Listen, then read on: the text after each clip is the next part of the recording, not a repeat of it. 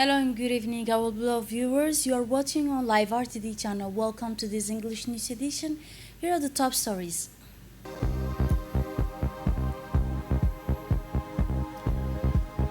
Inauguration ceremony for the Maritime Meteorological Service.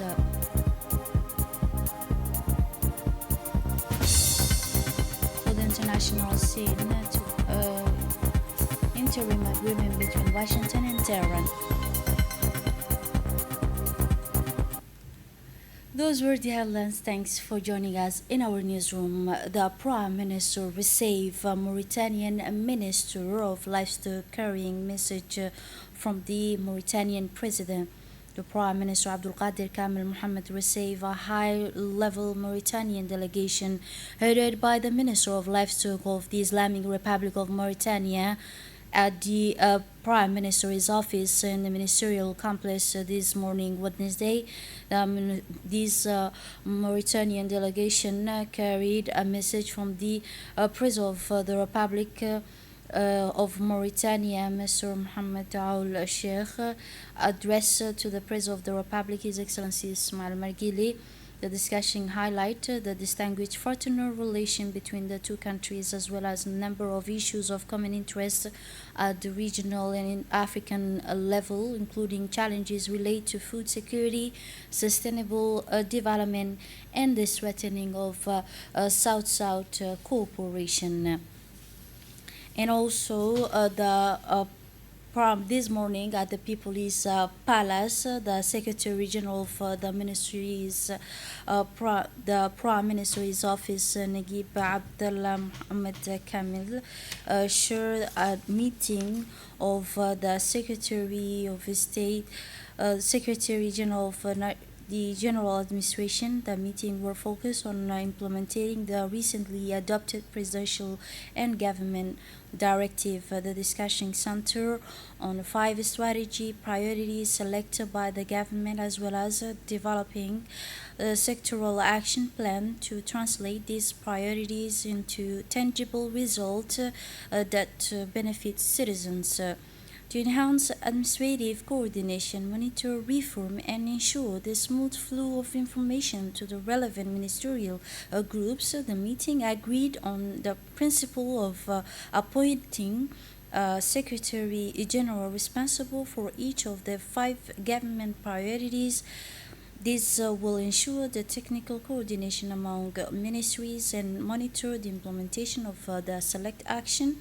This approach aims to strengthen government cooperation and accelerate the implementation of national priorities, but also to promote a culture of performance, accountability, and result-oriented action in accordance with the directive of the President of the Republic, His Excellency Ismail Margili, whose work is coordinated by the Prime Minister.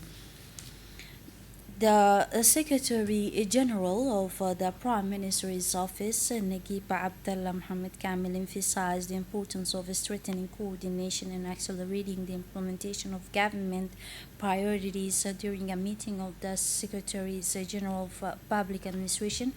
He also stated that the objective is to translate presidential directive and government guidelines into concrete results that improve public service and support national development. He also highlighted the government's 5 strategy priorities, stressing the need for clear sectoral action plan with defined objective, responsible timeline, and performance indicator. He noted that the appointment of Secretaries General to oversee each priority will enhance coordination among ministries and ensure effective monitoring of reforms. Finally, he called for a stronger interministerial cooperation, accountability, and a result-oriented approach, underscoring that the success of the reform process depends on collective commitment, efficient implementation, and transparent governance focused on serving the citizens. The Public Finance, Economic and Planning Committee, chaired by Member of Parliament Mr. Sharmak Musa Are, held a session to discuss the draft law concerning the financial statement of the National Water and Sanitation Office of Djibouti for the fiscal year 2024. The government was represented at this session by the Minister of Agriculture, Water and Mr. Wadwan Abdallah Bahadounen, Chairman of Board of Director and the Director General of the National Water and Sanitation Office.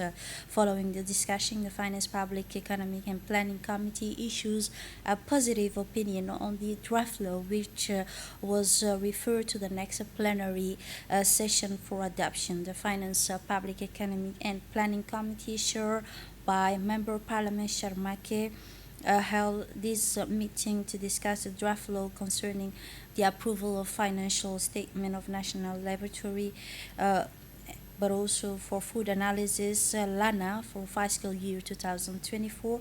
The government was represented at this meeting by the Minister of Agriculture, and for this, the Board of Secretary General of Prime Minister's Office and Director General Lana attend this event. In our inauguration of the National Marine Meteorological Agency headquarters at Dorale Multipurpose Port to enhance maritime safety in Djibouti, the Dorale Multipurpose Port today hosted the official inauguration ceremony of the Marine Meteorological Agency, a modern system for monitoring and forecasting weather and ocean condition aimed at enhancing national maritime safety and improving the performance of port operation. The ceremony was presided over by the Minister of Infrastructure and Equipment, Mr. Said Nur Hassan, in the presence of the Ambassador of the People's Republic of China.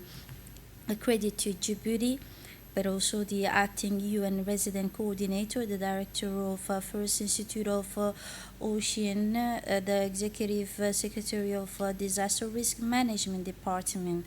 The launch of this service is the result of a strategy partnership between the National Marine Meteorological Agency and the First Institute of this center of the Ministry of Natural Resources and the People's Republic of China. The two parties had signed a memorandum of understanding on February 2, 2024, which laid the foundation for the technical and financial cooperation that has materialized today through this project.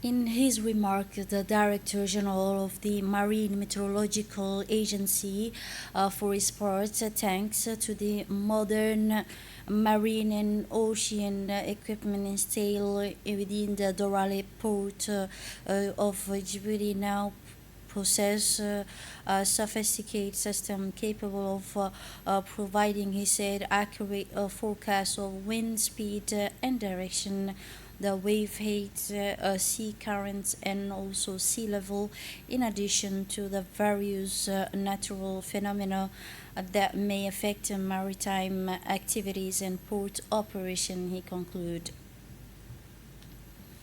During his speech at the opening ceremony, the Minister of Infrastructure and Equipment, Mr. Said Nur Hassan, emphasized the importance that the Djiboutian government attached to the development of the maritime and port sector, noting that it represents a fundamental pillar of the national economy and a key driver of Djibouti's strategic position in the region. And now the Ministry of Trade and Tourism visit Golden Africa Djibouti factory to promote local production as part of his tour to connect with the learn about various economic stakeholder. The Minister of Trade and Tourism Orbis Halaf Orbis visit the Golden Africa Djibouti factory this morning. The minister and his accompanying delegation were received by the factory's CEO, Mr. Fouad, who welcomed the visit and gave a presentation on the company's activities and its role in the food industry. During the tour of the factory, the minister was briefed on the various facilities from the oil complex to the oil filling and packaging line. Officials from the different departments provide detailed explanations of the production stage, emphasizing the company's commitment to quality and food safety standards. The Golden Africa Djibouti factory is the first of its kind in the country, specializing in the production of a high quality oil company from palm and sunflower oil fortified with the vitamins A and D and bearing well-known brands such as Liba and Al Naki. This visit came amid challenging regional and international food conditions by recent tension and conflicts in the Middle East and their direct impact on food supply chain in the region.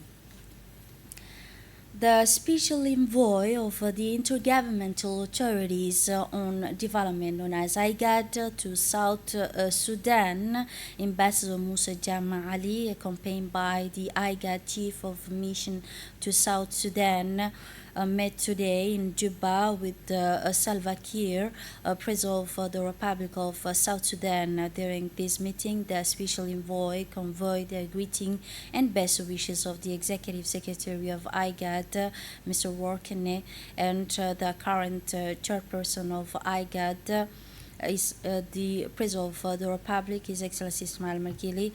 This meeting is part of the ongoing consultation conducted by the Special Envoy with the South Sudanese stakeholders aimed at supporting the implementation of the revitalized agreement on the resolution of the conflict in the Republic of South Sudan, advancing inclusive political dialogue, strengthening trust between the parties, and supporting the country's transition to democratic governance and elections. The IGAD delegation reaffirmed the organization's continued commitment to supporting South Sudan in its pursuit of a peaceful, inclusive, and democratic transition through the full implementation of a revitalized peace agreement. That President Salva Kiir welcomed IGAD's continued engagement and support, but also he reiterated the government's commitment to advancing the peace process in close collaboration with the regional and international partners in order to ensure the successful implementation of a revitalized peace agreement. And now the length of the project is strengthening the early warning data and crisis prevention for the regional stability in IGAD member states. The Intergovernmental Authorities on Development and the African Development Bank officially launched today a new regional project entitled Strengthening Early Warning Data and Crisis Prevention for Regional Stability in IGAD member states, especially Djibouti, Sudan, Somalia, and South Sudan, at the IGAD Secretariat headquarters in Djibouti.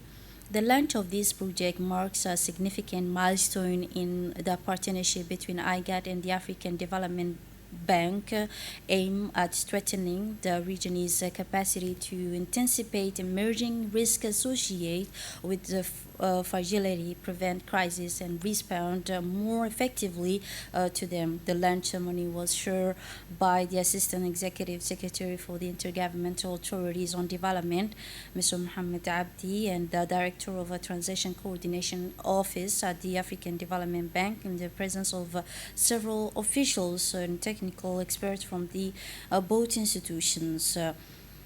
These associate with these factors, have poverty, exacerbate poverty, increase displacement, and deepen social division, with a greater impact on women, children, and the most vulnerable groups. In this context, the IGAD project aimed to enhance the capabilities of IGAD early warning and response mechanism and strengthen its links with decision maker at the national and international level. And deepening partnership between the African Development Bank and IGAD. Let me also express my sincere appreciation to Director Carlos Omogo and his team at CIWAN for their strong commitment and sustained efforts throughout the preparation of this operation, that is the Secures IGAD project. Their dedication has been critical in bringing this project to approval, and we are truly grateful for their leadership and collaboration. In his speech, the IGAD member, Mr. Mohamed Abdi, reaffirmed IGAD's commitment to supporting project, emphasizing the importance of regional cooperation. Detail, let us listen to his statement. It's my honor and pleasure to warmly welcome you to Djibouti and to IGAD headquarters for the official launch of the African Development Bank's support to the IGAD Conflict Early Warning Response Mechanism project. On behalf of His Excellency, the Executive Secretary, Dr. Worgane Gebiyehu, I wish to express, Excellency, our sincere appreciation to the African Development Bank for its confidence in IGAD, for again choosing our organization as a strategic partner in advancing shared priorities in peace, stability, and sustainable development across our region. This partnership is particularly timely as IGAD advances its strategy 2026-2030 in alignment with the African Union's Agenda 2063 and the United Nations 2030 Agenda for Sustainable Development. It responds to a regional context marked by violence, climate stress, displacement, institutional fragility, and economic and political pressures. In this regard, IGAD reinforces its commitment to conflict prevention, stability, regional cooperation, while contributing to the broader goal of building a peaceful, secure, and economically integrated region. Today, the Republic of Djibouti was elected as a member of Intergovernmental Committee for the Safeguarding of the Intangible Cultural Heritage during the 11th session of the General Assembly, the governing body of 2003 UNESCO Convention for the Safeguarding of Intangible Cultural Heritage. This election marks the second term of the Republic of Djibouti on the at the committee, which is its first join in 2018 for the 2018-2022 term. This election to the committee will allow the permanent delegation of the Republic of Djibouti to UNESCO under the leadership of its ambassador, permanent delegate, Mr. Ayid Musa Yahya, to champion discussion on likely inscriptions this year of a new and important element of our living heritage and representative list of intangible cultural heritage of humanity. The Research Information and Production Center organized a workshop to analyze working condition in vehicle repair and maintenance profession. The Research Information and Production Center for National Education is organizing a specialized workshop on working condition analysis in light vehicles repair and truck and heavy machinery maintenance profession. This workshop brings together professionals from the public and private sector, experts in the field, and an inspector of the engineering with the sure goal of strengthening the line of vocational training with labor market demand. This initiative is part of the center's effort to update the reference and training program for the vocational baccalaureate in vehicle repair and the higher technician certificates in truck and heavy machinery maintenance, keeping pace with the rapid technological advancements and meeting the growing need of the economic institutions. The first day of the workshop is dedicated to detailed descriptions and analysis of the target profession.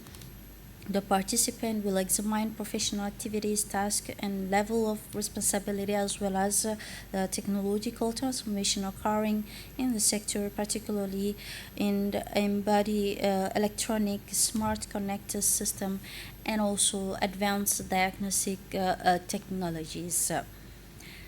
The sixth meeting of the steering committee for the renewed commitment to girls is education in Djibouti project. The Minister of National Education and Vocational Training and the French Development Agency, but also UNICEF, along with their partners, convened for the sixth meeting of the steering committee of the CIFA project. The meeting was chaired by the Secretary General of the Ministry of National Education and Vocational Training, Mr.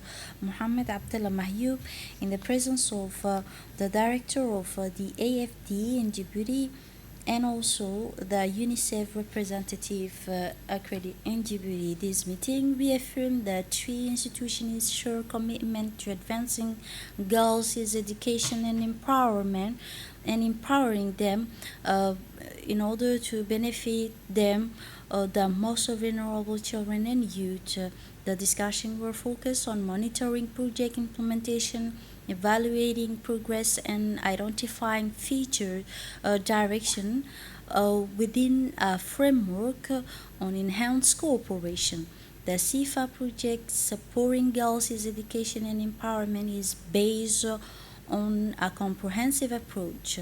The program aimed to ensure that girls have access to quality education and appropriate training, particularly in rural and semi-urban areas. Now, the University of Djibouti launched its entrance exam for the first year program for distinguished students for the year 2026-2027 academic year on Wednesday, June 17. This session saw a record number of 1,651 applicants from high school graduates distributed across the four available programs: medicine, engineering, business administration, and data analysis. The writing exam were held at the Balbala campus in a serious and fair environment. The University of Djibouti and the university's president, Ms. Medina Tahir, along with her team, visited the various examination halls to ensure the smooth running of the assessment process and to encourage the applicants. She commended the enthusiasm of the new high school graduates. And now the launch of national polio vaccination campaign in Tajura region. The national polio vaccination campaign, which will be conducted throughout the country from June 14 to 18, was officially launched in Randa, Tajura region, under the patronage of Her Excellency Muna Usman Aden, the Minister of Health. The launch ceremony was attended by Mr. Mohammed Hamid Abbas, Prefect of Tajura region and Deputy Prefect of Oranda, and also a member of traditional religious leader, underscoring the commitment of all authorities to this public health initiative. The administration of Tajura Regional Hospital especially chose Rwanda to launch the campaign to be as close as possible to the population during the summer season. This campaign is one of the paramount importance given the current circumstances which are witnessing the re-emergence of polio case in several neighboring countries, particularly Somalia, Yemen, and Ethiopia. Vaccination remains the safest and most effective way to protect our children from this disease. And now for the international scene, the World Cup 2026, Argentina, Norway, and Austria being their campaign with important victories. Detail in these reports.